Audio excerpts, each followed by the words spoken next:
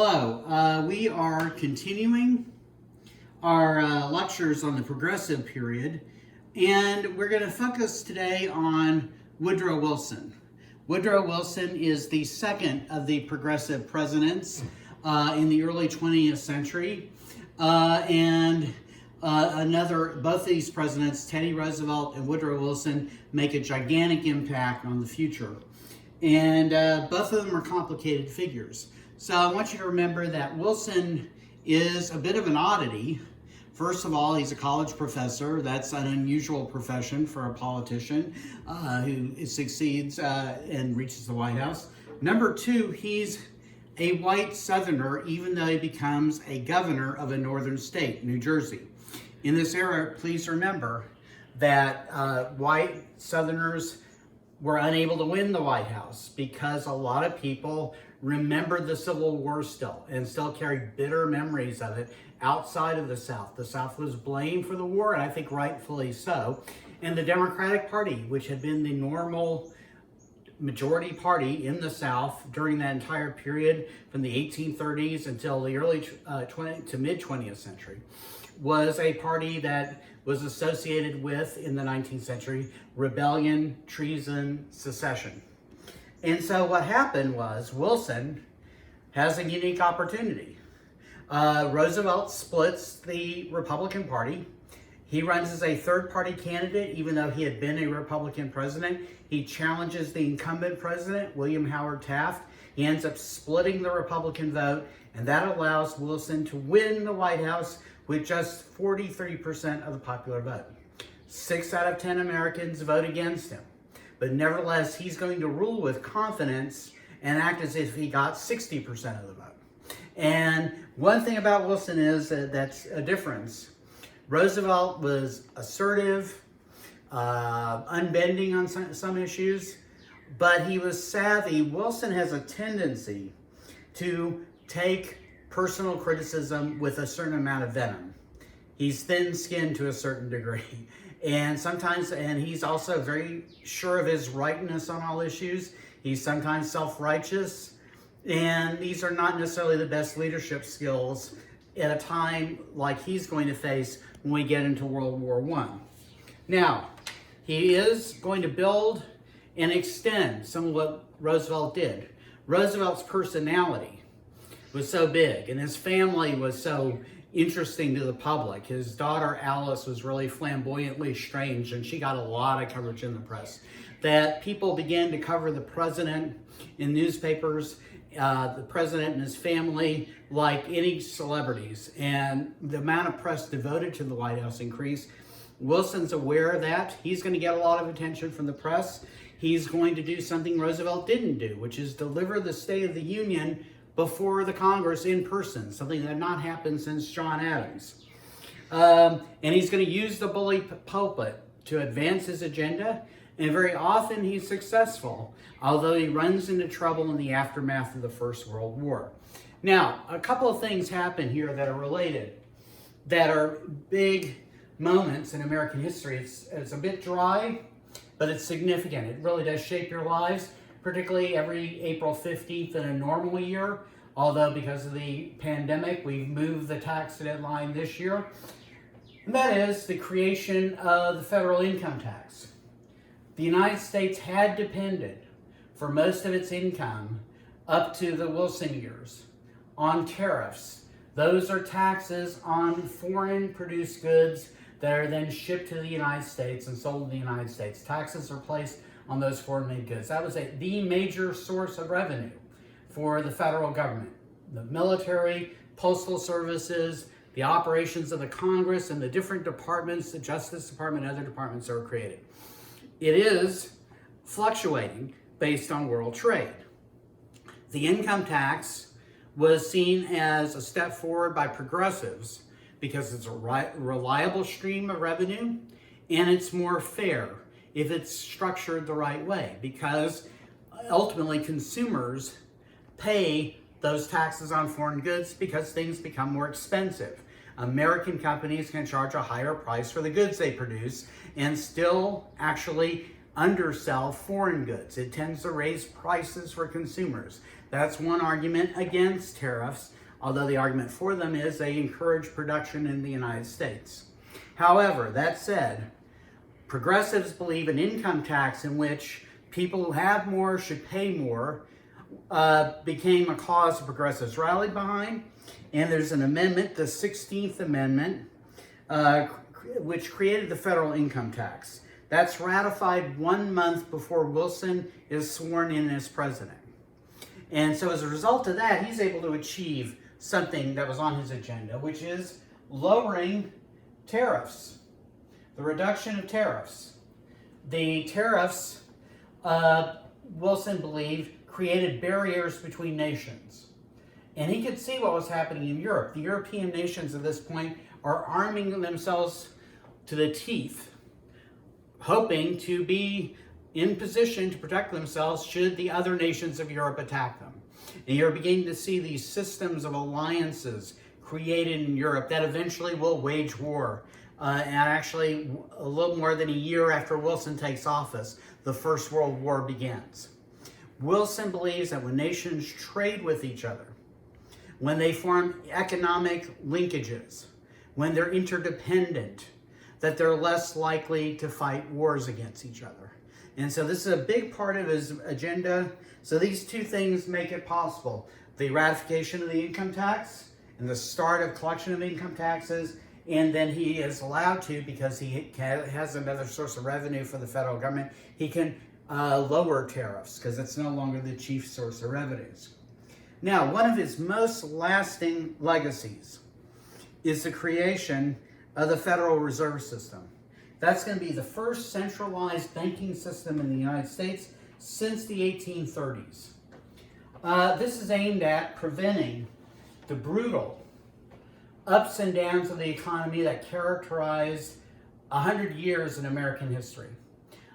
These are periods where we frequently had economic downturns, what are called panics, in which stocks are dumped and prices tumble, and that causes businesses to fail, and then people are unemployed.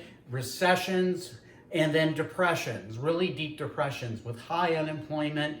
And that's an era where the social safety net is basically non-existent.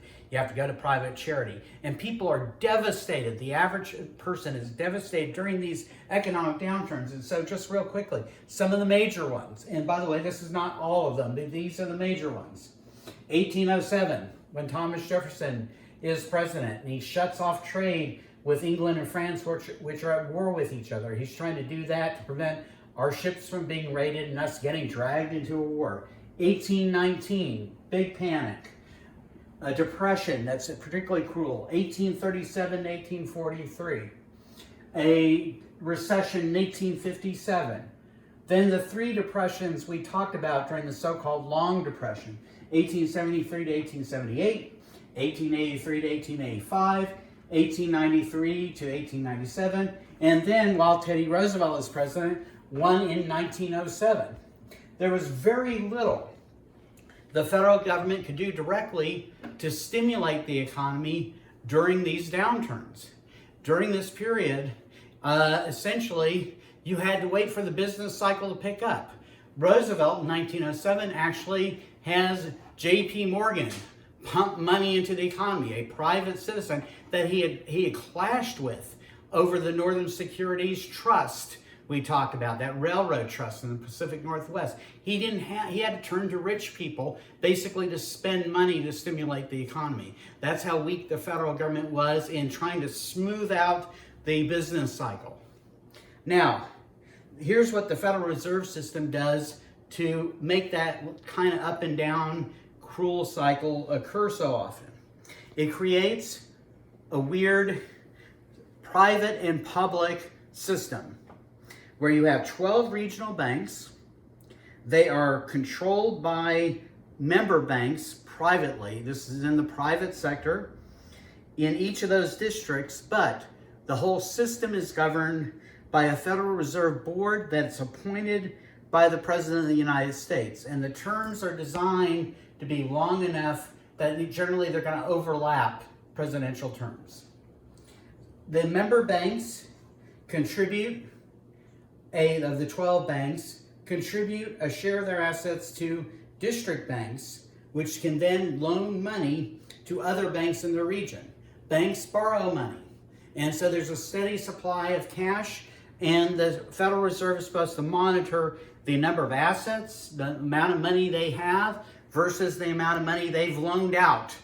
And that makes sure there's a cash flow so there's not a crisis, so the bank doesn't fold if they're overextended.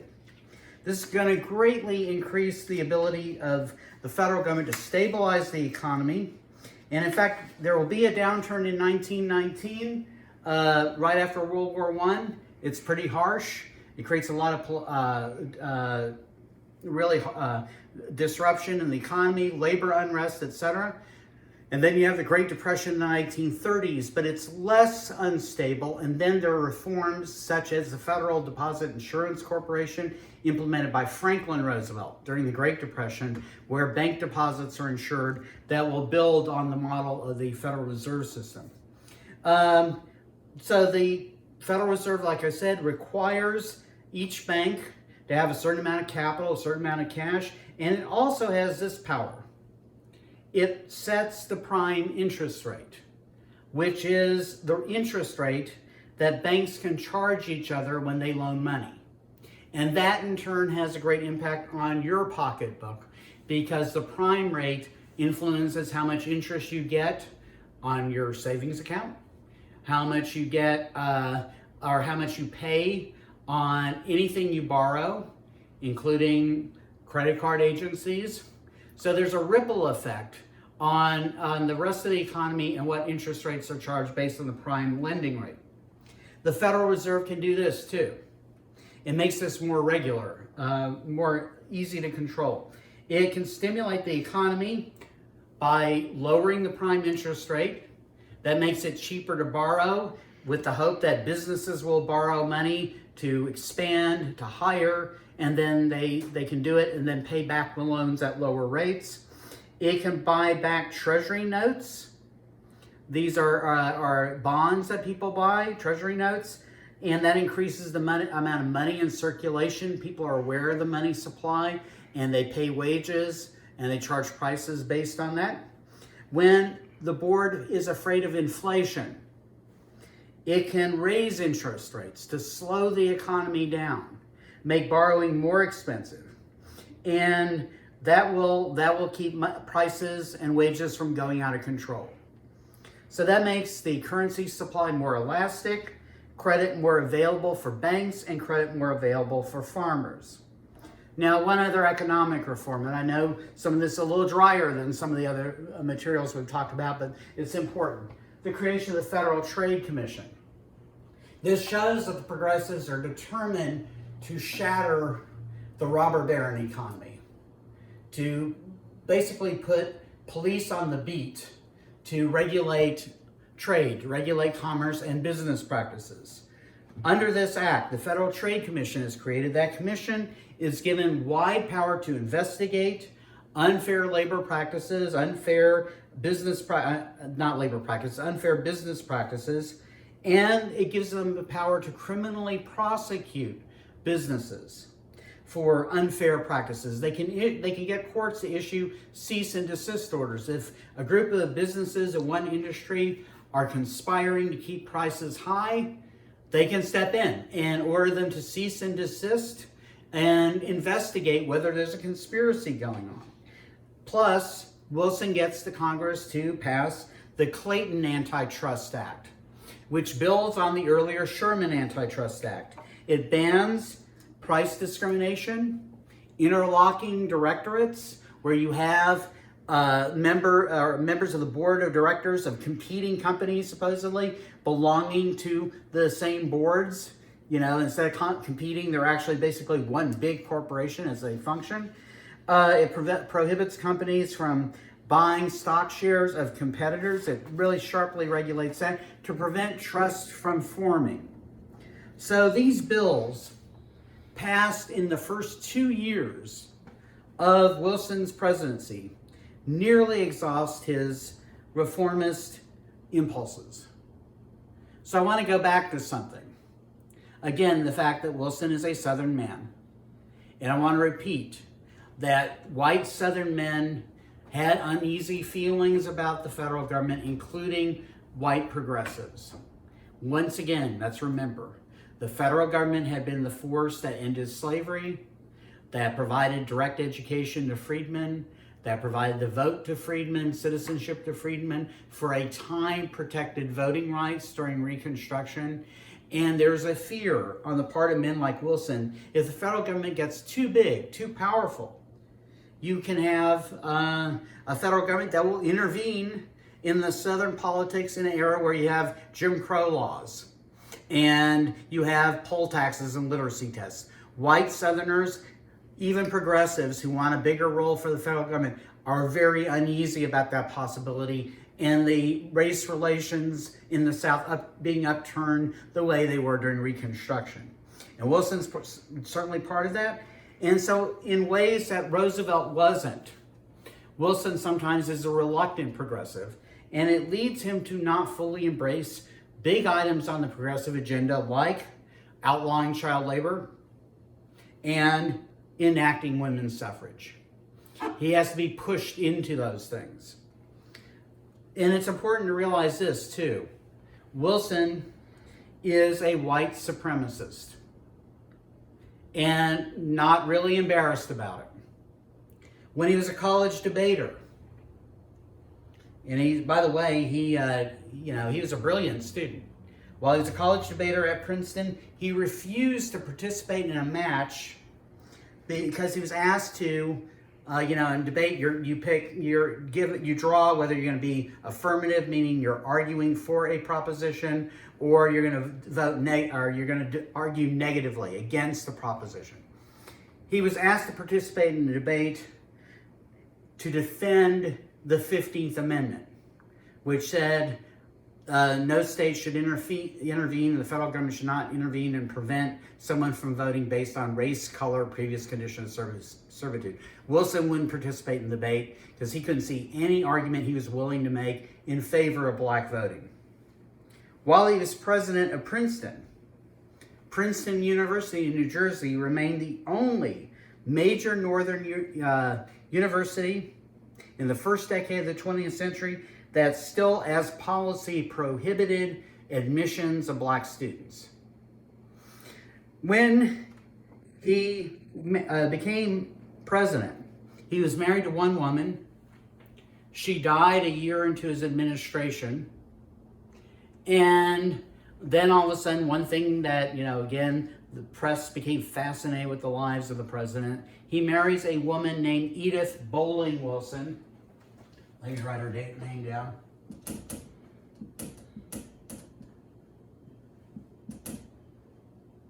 Edith Bowling was her maiden name. She becomes the second First Lady for Wilson. You can imagine if a president became a widow today and then dated and remarried. He marries her about a year after his first wife dies. It's quite a whirlwind romance. And if anything, Mrs. Wilson is more racist than her husband.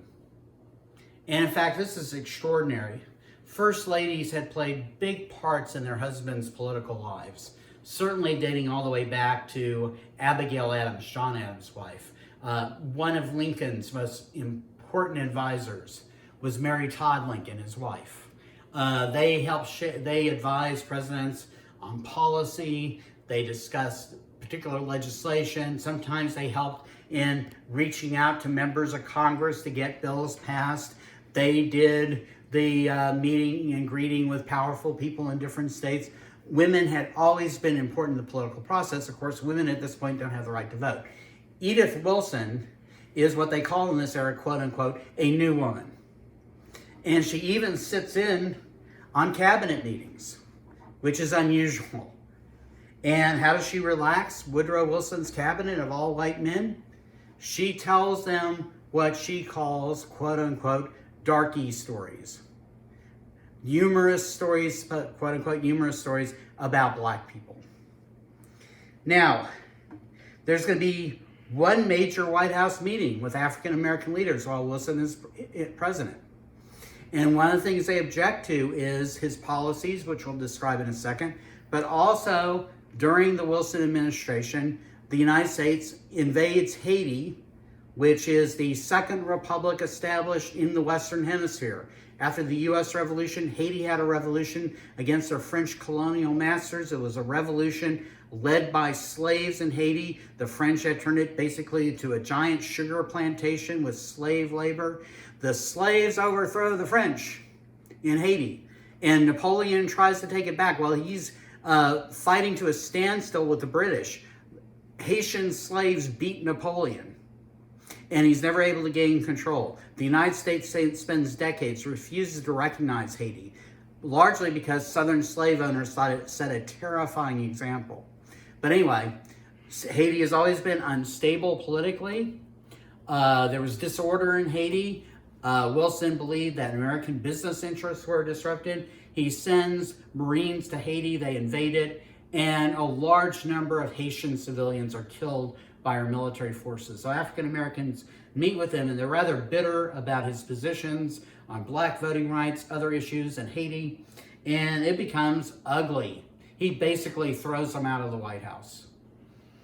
Now, Wilson was even racist by the standards of his era.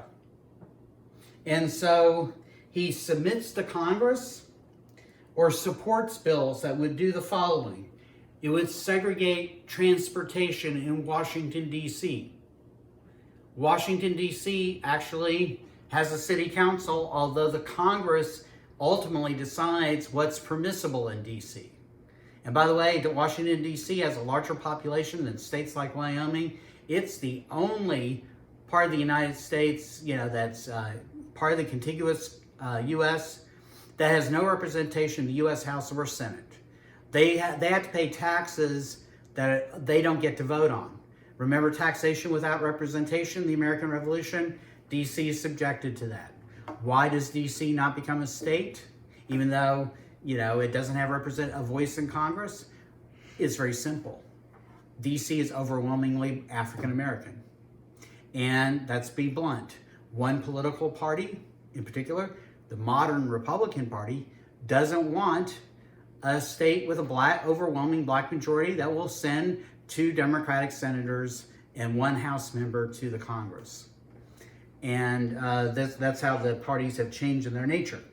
So under Wilson submits a bill that would segregate transportation in Washington, D.C.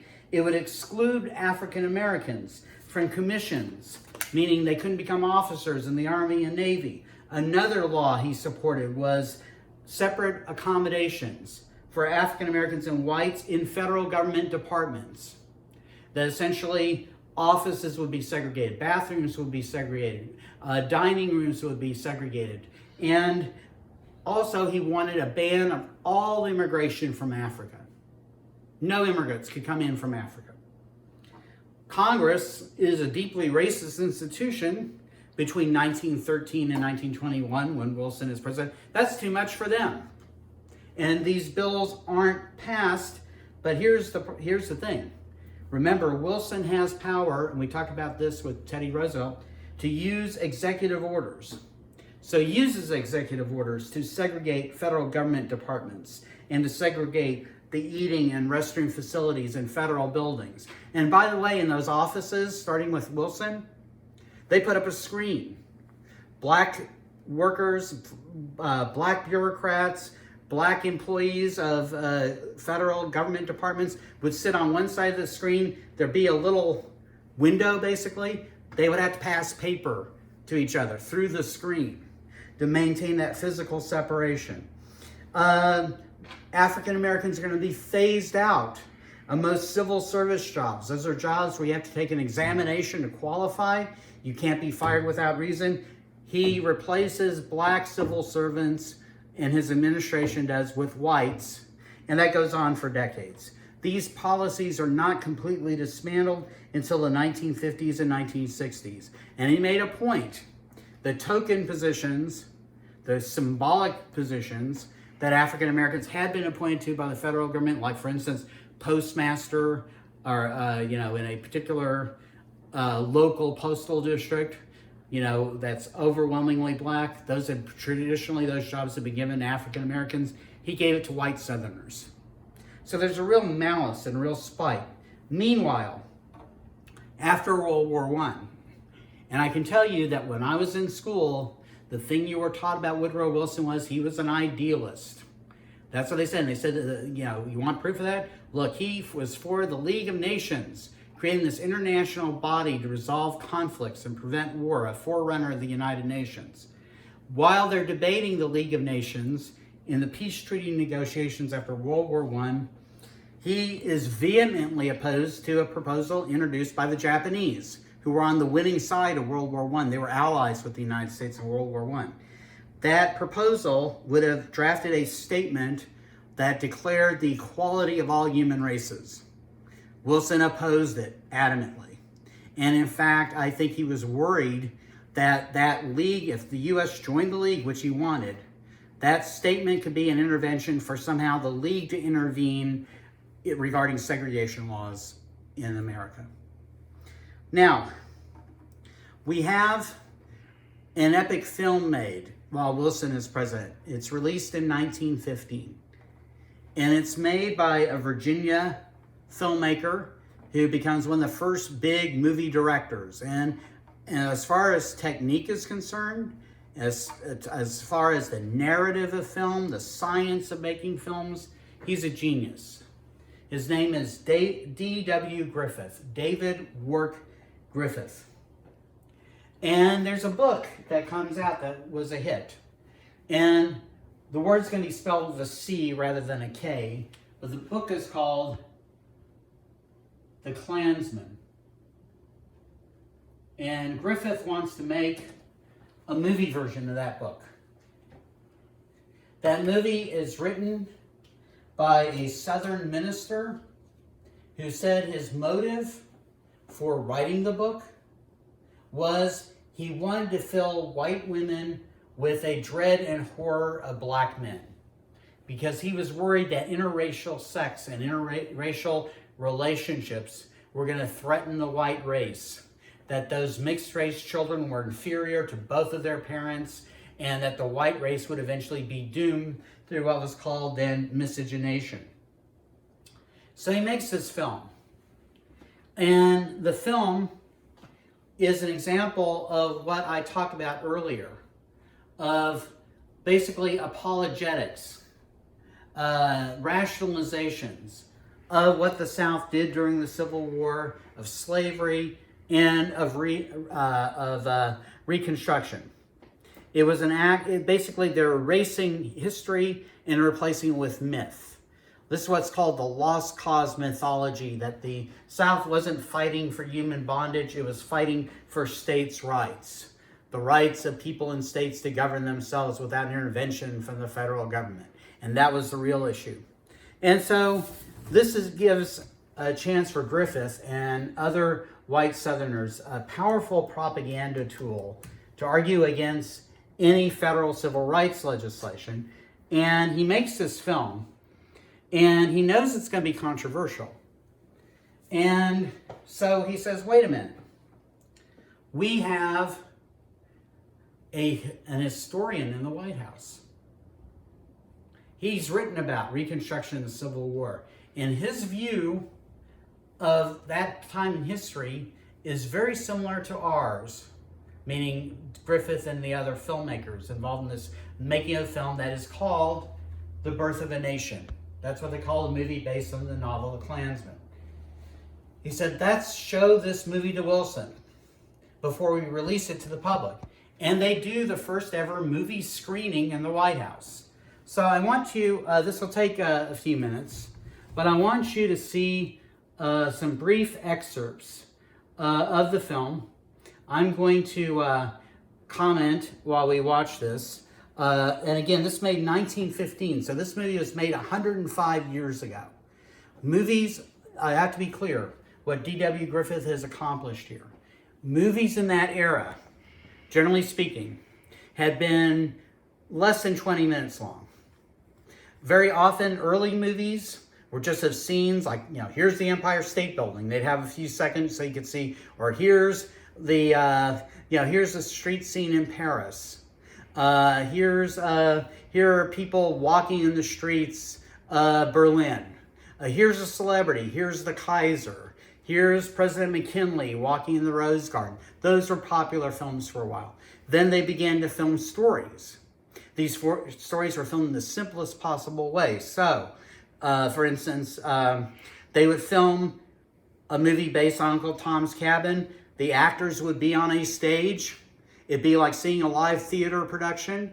They'd film it. The camera didn't zoom in. It didn't zoom out. It's like parents holding up a cell phone during their kids' recital or orchestra performance. And they just hold it there. It'd be no more sophisticated than that. Here's what D.W. Griffith does. He makes the camera mobile. He has giant battle scenes. They zoom up for close-ups. He really is responsible for spreading this idea of how you tell stories in movies. Like, for instance, two things are happening simultaneously, and you show both to make it dramatic. So a villain ties a woman up to a railroad track. You have that, it's a close-up. You have the close-up of her struggling. And then you have a shot of a train approaching, and the smokestacks from the train. Then another close-up of the woman. Then you see the train coming closer, and then eventually her face, the train. Then you see the hero riding on the horseback to rescue her, and then you see him untie her, and then the train passes where she had been. That is new. That kind of thing we take for granted. And it makes his films very powerful. So if a typical movie was less than 20 minutes, The Birth of a Nation is going to be around 3 hours long. A typical movie cost a nickel to attend. This movie is going to cost up to $3. And people will line up around blocks. It is the, the Star Wars of its time, the Avatar of its time. It's a big, giant blockbuster film. And it tells the story of Reconstruction, which we covered at the beginning of the semester. And in this telling, the Ku Klux Klan are the heroes that saved the South, particularly from being governed by black people or people of mixed race. So let's watch this. I'll comment as we watch it. It's a silent film. This is how films were made in this era. Let me find the cursor. Here it is. Okay, right there. Let's watch. We'll turn on the sound. And we're going to make this full screen. Now, this is set in the South Carolina House of Representatives during Reconstruction.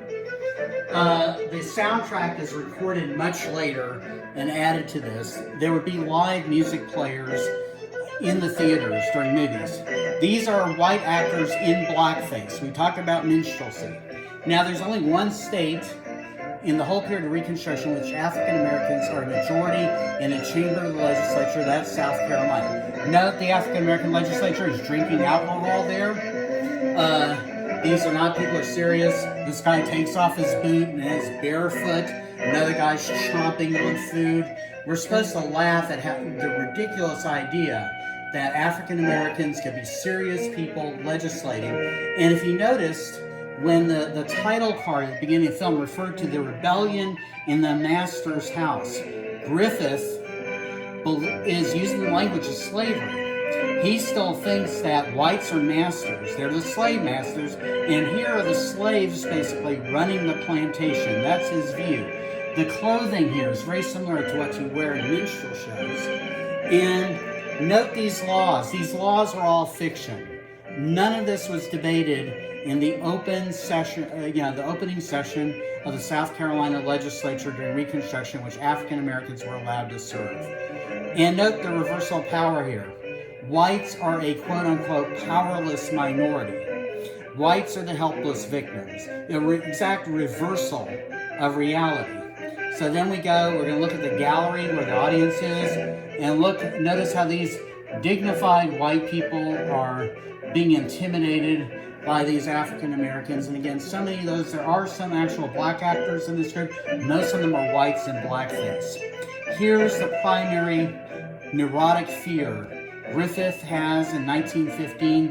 The author of the novel that this is based on, this was afraid of, is white and black interracial marriage, that would destroy the white race. And note the reaction. I can guarantee you African Americans were worried about education. They were worried about the future of their children. They were worried about employment. They were worried about violence directed against them by whites, terrorism. The last thing they were worried about was marrying white women. That was not their big thing. So in the course of this film,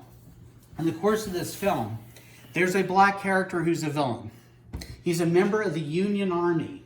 Remember, we talked about how African Americans served in the Union Army. And the title cards identify him as Gus, a renegade Negro. And Gus becomes attracted to a white woman, and he proposes marriage to her, but it's in the scene, she runs away with him, he chases her, and it's clear his intention is to rape her. And bear in mind, this movie is out during the peak years of lynching, in which the excuse that African American men supposedly attempted to rape or raped white women was a primary excuse for lynching. So there's a scene, he approaches her, she jumps off a cliff to avoid being sexually assaulted, and then he tries to hide away from the angry white crowd. By this point, these men have formed the Ku Klux Klan, and they're going to get even with Gus here. So here he is hiding amongst his black Confederates here. And again, the music was added much later. Movie theaters would get scores where live musicians would play during the performance of the film. These are the men, the white men. The lead character here is actually had been in love with a woman who committed suicide. And so they're gathering. These are people who formed the Ku Klux Klan. We'll talk about that scene later. But they're trying to find Gus, and they regard him as guilty of murder. And what we're going to see is, in an era of lynching, it's not going to be directly seen, but basically the character Gus is going to be lynched and is portrayed as a heroic action. And so they know where the hideout is. Gus is there. They're going to portray him in as cowardly a fashion as possible. There he is. He's about to hide underneath or behind a chair. And this character is going to attempt to break into the cabin, try to persuade people to let him in. So this is the pace of movies in this era, by the way. So they're encountering this. He's interrogating this man. The only good African American characters in this film are former slaves who stay loyal to their masters. Those characters are portrayed sympathetically. Any African American who aspires for the vote is portrayed as either foolish, or dangerous, or criminal, like Gus. Gus, by the way, is a white man, again in blackface. And he's portrayed as sinister. So they're going to confront him, and he realizes that Gus is there. A fight's about to break out over this. And I want you to note that in this film, one white man is stronger, braver, and is going to be able to overtake. It's like a Batman film, in that, one superhero is able to overpower all these opponents because the supposed superiority of white men. Eventually, his compatriots, his allies, are going to catch up. Now, there's a mustachioed character we're going to see again in a second, who is the man the actor or the character who's portrayed as establishing the Ku Klux Klan. Remember, again, in this film, the Klan are the good guys. So this is a fairly typical action scene. And by the way, this kind of action is not common in movies in this era. So Wilson's going to be watching this film as an historian. And so here we go. We're going to have Some of the African American characters are running away. And note what happens to this character. This white character. All the white people are heroes except the ones who... He's grabbed Gus, by the way. He's taking him out. But Gus is not going to let himself get there. He gets shot. He doesn't die. Because white characters are portrayed as being almost superhuman in this character. He's struggling there. His white allies appear. Gus is still on the run. Gus tries to get on the horse here. They come to his aid. Gus is escaping. It doesn't matter how much of a head start he has. The white men in this film are always smarter. This character here is the one who is the founder of the Klan, according to this film. So there's a chase scene, which is very common in movies in this era, particularly in Westerns. In some ways, this film, they shoot at the horse. They're able to capture Gus. And now Gus is going to face a lynch mob. Note they call it a trial, like this is anything like a trial. They're in their full Klan regalia. Gus is not going to have an attorney, by the way. They have the Union Army cap he wore when he tried to sexually assault the white woman he was attracted to. We're going to see this is the boyfriend. Yeah, here's the body of Gus's victim. And this is her would-be boyfriend. They're going to drag Gus off. They decided he's guilty. Note the burning cross. They didn't actually burn crosses in Reconstruction with the Klan, but they're going to leave Gus's body on the steps of the Lieutenant Governor's house. And there's going to be a little message attached to Gus's body. There he is, he's dumped. And note the skull and crossbones, it says KKK.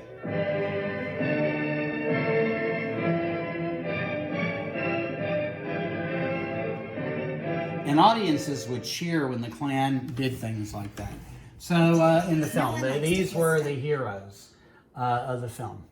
Now, this film was controversial, and D.W. Griffith knew it'd be controversial. So that's why he wanted Wilson's endorsement. So he shows the film in the White House. After it's over, reportedly, Wilson stands up and he says this. He says, "It's like writing history with lightning, and my only regret is it is all so true." An historian is verifying the legitimacy historically of this film. And by the way, I have to note the last scene of the movie essentially is this. At the very end of the film, when the Klan is overthrown, this multiracial government that has black and white people serving, and the Klan has ridden all over and done battle with the Union Army and defeated it. It's very highly fictionalized. The last scene shows a white actor in blackface going up to cast a vote on election day. There's a man in full Klan regalia like this. He's standing like this in front of the ballot box. And the black character sees the Klansman, and he kind of bows like this, and he walks away, not voting. And that's the heroic ending of the film. In an era where African Americans were systemically disenfranchised and murdered for trying to vote. Wilson endorses the film. And it becomes a mega hit. The NAACP we talked about tries to organize boycotts. It probably backfires. More people attend because of that. The film is popular in the North, the South, the East, and the West. It justifies, it seems, through propaganda, what the South is doing to black voting rights. And by the way, this film becomes a powerful recruiting tool. We'll talk about it when we talk about the 20s. 1915 is the year the Jewish owner of a pencil factory near Atlanta, Georgia, Leo Frank, is lynched. The lynchers of Leo Frank form what becomes the second Ku Klux Klan. And that film, released the same year by coincidence, becomes a powerful recruiting tool for the Ku Klux Klan, which actually comes to dominate many states, not just southern states. It dominates Texas, it's true, but it becomes a power in California, Oregon, Indiana, all across the Union.